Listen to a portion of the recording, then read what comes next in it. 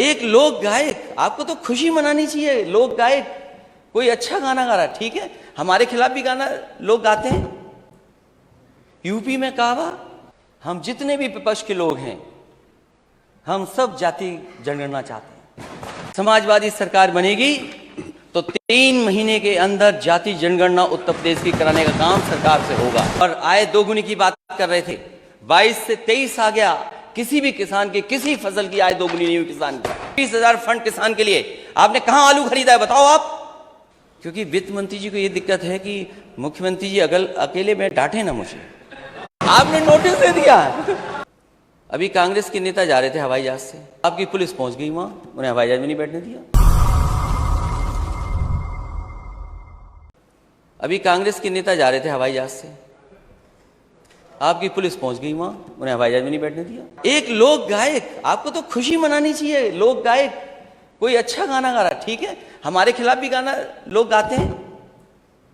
UP में कहा,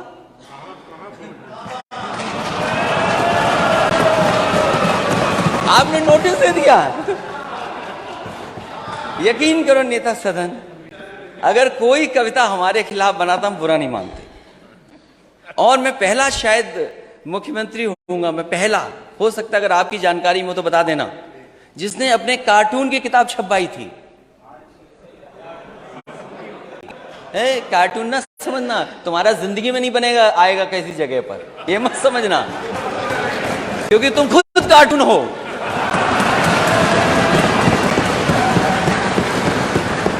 अरे कार्टून का कार्टून कैसे बनेगा? खुद ही कार्टून हो। केयर एज करके कंपनी है, एनीवे आप लोग पता कर लेना, केयर एज। और फिर मैं इंडिया टुडे का भी पढ़ दूंगा, इंडिया टुडे का भी पढ़। अरे भाई ठीक है, फर्जी, सब फर्जी है फिर तो।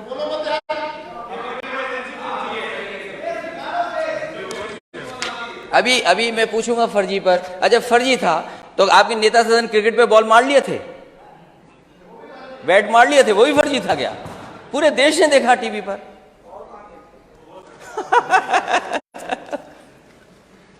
क्या लोग हैं आप लोग। फिजिकल, उसमें भी तमाम पैरामीटर्स हैं, तमाम पैरामीटर्स हैं। उड़ीसा नंबर 1 है और आपका स्टेट 15वें स्थान पर है। फाइनेंशियल इंक्लूजन, क्योंकि वित्त मंत्री जी को यह दिक्कत है कि मुख्यमंत्री जी अकेले में डांटे ना मुझे। आप चुनाव जीत जाओ लेकिन पॉलिटिकल क्रेडिबिलिटी नहीं है आपकी।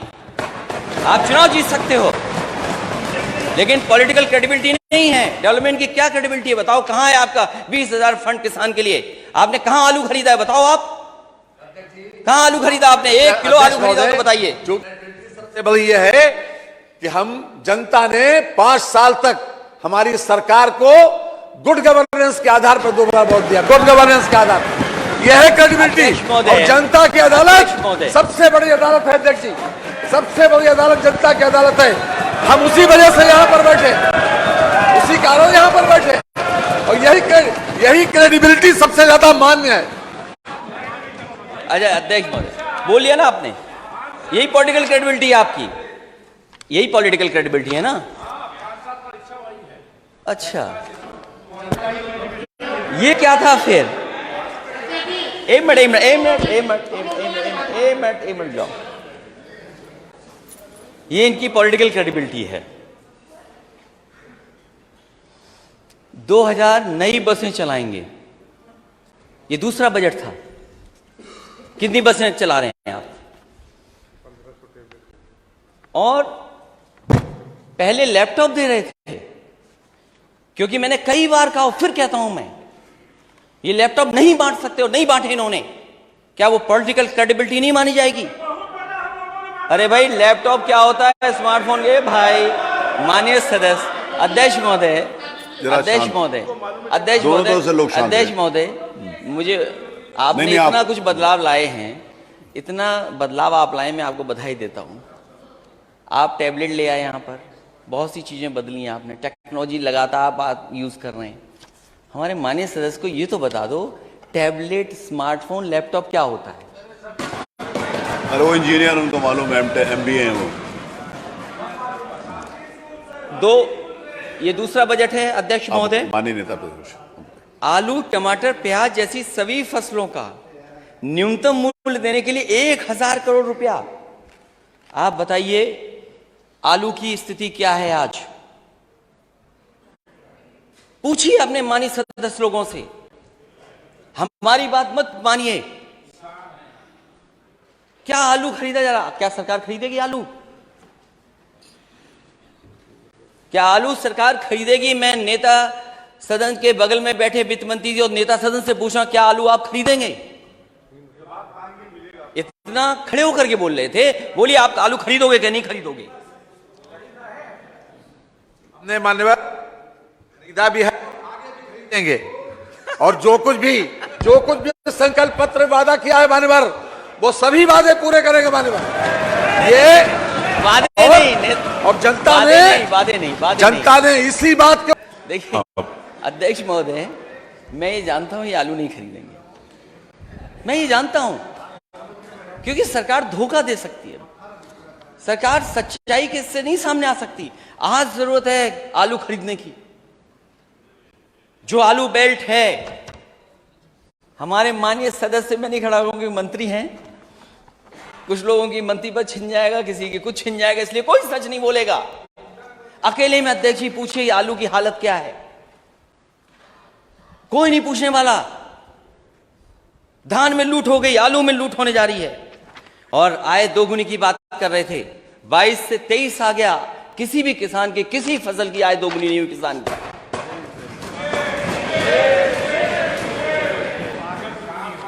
और लागत का हिसाब किताब लगाइए, ये डीजल पेट्रोल अगर महंगा हुआ है तो केवल डीजल पेट्रोल नहीं महंगा हुआ है, डीजल पेट्रोल के साथ साथ हर चीज महंगी हो गई। ट्रांसपोर्टेशन महंगा हो गया, और ट्रांसपोर्टेशन महंगे का मतलब है हर चीज महंगी हो गई। एक महीने में बताइए आपने कितना डीजल पेट्रोल महंगा किया है, वो नहीं बताएंगे आप। एक नारा है सबका विकास, सबका विश्वास, सबका साथ, सबका विश्वास। नारा है सबका साथ, सबका विकास। अध्यक्ष महोदय, मैं सदन में नहीं था, लेकिन मुझे लगा कि यहां पर कुछ सरकार जवाब देने से भाग रही है। हम जितने भी विपक्ष के लोग हैं, हम सब जाति जनगणना चाहते हैं।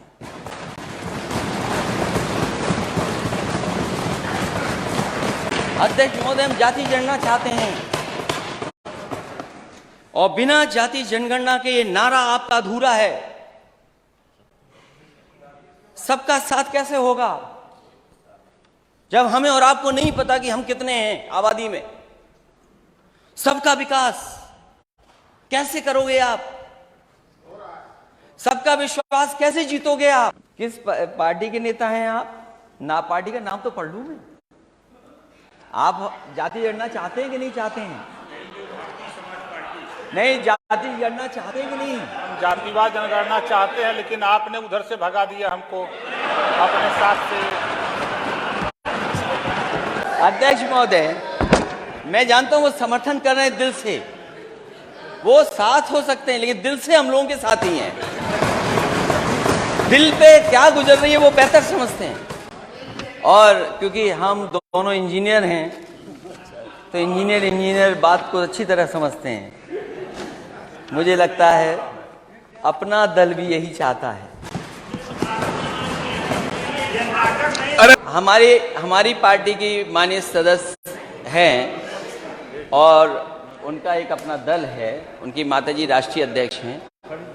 और जाति जनगणना पे मैं समझता हूं आप भी सहमत हैं। वो दोनों तो एक ही है ना, अलग हैं। अच्छा बैठ।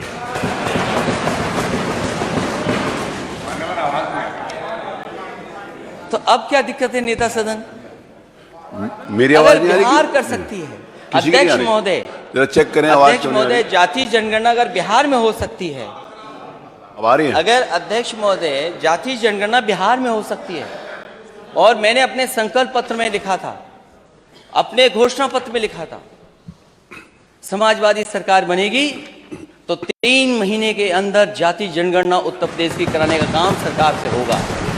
और माननीय सदस्य ये सवाल जो पूछ रहे हैं, आपका सवाल ठीक है आशीष जी, माननीय सदस्य का, कि आपकी सरकार में आपने क्यों नहीं किया। मुझे याद है मैं लोकसभा में था उस समय, अध्यक्ष महोदय, नेताजी से लेकर के शरद यादव जी और दक्षिण भारत के सब नेता, आदरणीय लालू प्रसाद यादव जी, और दक्षिण के जितने दल हैं, कांग्रेस पार्टी के अंदर जितने लोग थे, बहुत सारे लोग ये चाहते थे कि जब सेंसस हो रहा है तो जाति जनगणना हो उसमें। उसके लिए लोकसभा में कई बार धरने पर आवाज उठाई गई और उस समय कांग्रेस की लीडरशिप ने आश्वासन दिया था कि हम जाति जनगणना कराएंगे। पता नहीं क्यों उस सेंसस में नहीं किया गया। जब दोबारा सेंसस होने जा रहा है, इसलिए हमारी फिर मांग है कि जाति जनगणना होनी चाहिए, क्योंकि कांग्रेस की अकेली सदस्य हैं और हमारे गठबंधन की सहयोगी भी हैं। बहुजन समाज पार्टी भी उन्होंने बोला नहीं है कि नहीं, वो तो पूछ के आना पड़ेगा। वो सहयोगी उन्होंने बताया नहीं कि है।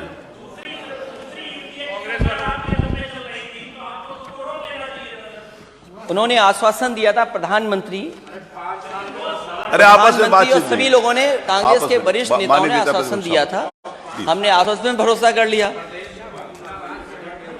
इसलिए समाजवादी पार्टी इस पक्ष में है और बहुत सारे दल इस पक्ष में है और उत्तर प्रदेश की जनता चाहती है कि जाति जनगणना हो। आखिरकार सरकार पीछे क्यों हट रही है? और अगर आप जाति जनगणना के खिलाफ हैं तो आउटसोर्स व्यवस्था के खिलाफ क्यों नहीं है? आप प्राइवेटाइजेशन के खिलाफ क्यों नहीं है? अगर आप आउटसोर्स के खिलाफ नहीं हैं, आप प्राइवेटाइजेशन के खिलाफ नहीं हैं, तो आखिरकार